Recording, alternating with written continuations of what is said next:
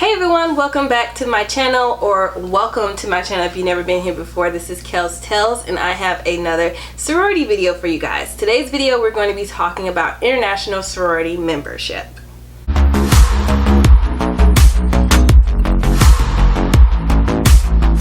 Like I always do, I had to go in and do some research because like I said, I know about my sorority, but I have to learn about other sororities too because you guys will ask me about other sororities, so I have to make sure I have my information correct for you guys. So the first question is, do all the sororities offer international membership? And the answer is yes. I actually had a couple of girlfriends of mine who are part of other organizations who I reached out to because myself, which I think other people might run into this issue too, personally looking on the international websites trying to find out information about international membership, I personally couldn't find it. So I had to ask my girlfriends to get the information from them to see if they actually had international membership, and then they pointed me in the right direction on their national website as to where to find it, because me looking by myself, I could not find it. So I figured I'd do the hard work and help you guys out and then provide you with the information. So let's start with Alpha Kappa Alpha because they were founded first. We're just going to do it in order of founding to be fair.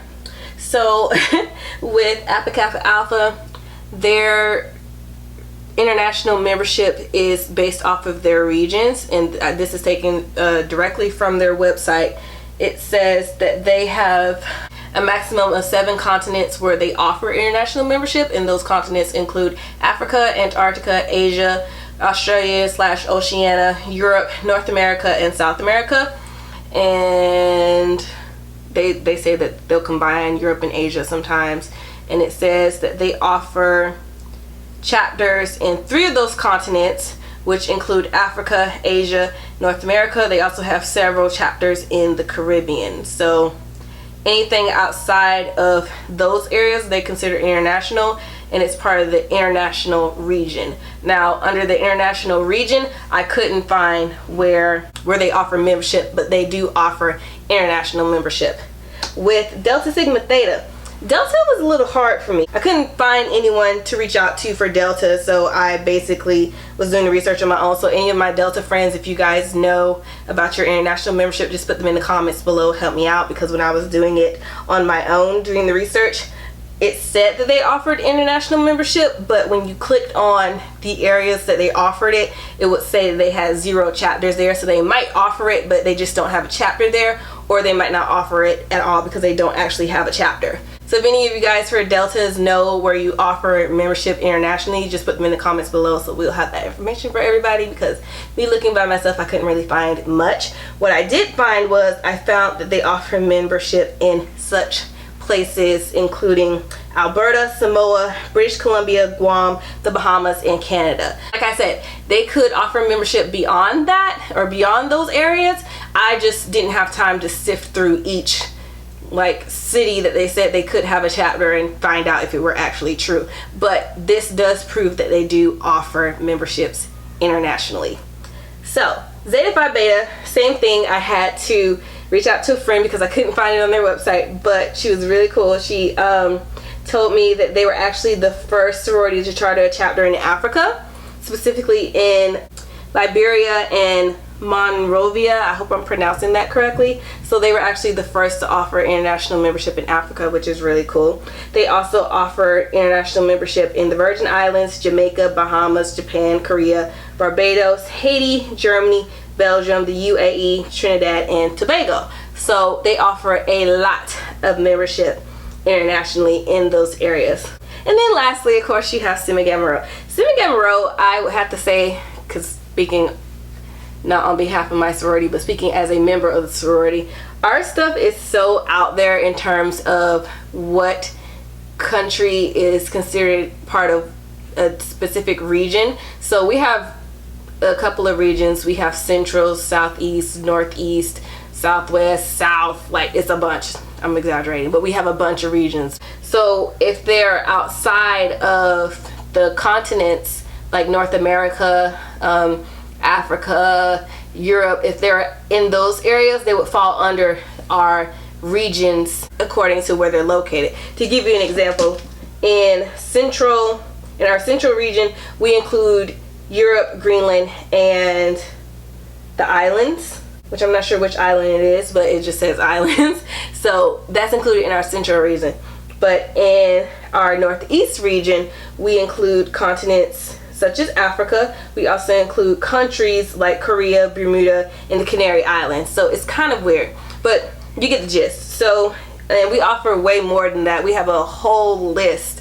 We have a lot of members internationally, so we have a lot of people that we've reached out to. These are just a couple that I want to include for you guys. So that was Central and Northeast. In the Southeast area, we included Puerto Rico, Bahamas, and South America. In Southwest region, we included Australia, Central America, Fiji, Mexico, and New Zealand. And in the Western region, we've included Alberta, British Columbia, the Soviet Union, Asia, Japan, and China. And those are just a couple, because we offer way more than that. All of these chapters, or all of these countries, you can find out what region they belong to by going to the international website. So you'll know where to find them if you're looking for them. So let's discuss how to become an international member. It's not as difficult as you may think. It's basically a similar process if you were looking to join as a member in any other country, to be honest. If you were joining in North America, it's no different from joining in North America than it would be joining in Europe, because it's the same process. So basically all you have to do is find what country is under, or find what region your country is under. So if you're from, let's say if you're from Guam and you want to join any of these sororities, you would just have to find out where Guam would fall in the region category, so that you can reach out to the membership chair in the region if you're looking to join in that particular region, or to find the region in order to find the chapter, if that makes sense. So to give you a better example, if I'm from, I'll be more specific. If I'm from London, I'll use Sigma Gamma Rho as an example. If I'm from London and I'm looking to join Sigma Gamma Rho as a member, as a potential member in London, I would have to go to our national website to find our regions, and the regions would list what countries fall under that region. So for us, if I'm in Europe, Europe will fall under the central region. So if we don't already have a chapter in London, I would have to follow up with our central regional director to find out what chapter is close by that I can join, be it undergrad or graduate. I would just have to reach out to the regional director to find out who I would fall under. And then you go to the process of finding out what chapter they belong to, and so on and so forth. It's really not that difficult once you find out where you belong. The trick is just finding out where you belong, because like I said, all these sororities offer membership pretty much everywhere all over the world. So you just have to find out what category you fall under, or really what region you fall under, in order to get more information about membership. It's not that difficult. I think one thing that might be tricky too is if you were an exchange student.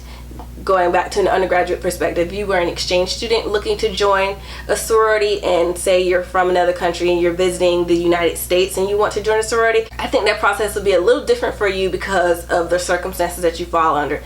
My perspective, I think what would happen in that situation is you would still have to go back to the chapter, or go back to the region that you belong to according to your country, and follow up with the regional director as to how you would join that way, or get someone to do it for you if you're interested. Probably have the undergraduate chapter that you're visiting follow up with their regional director and get further information that way. But I don't think that it's a difficult process once you figure out what category you fall under.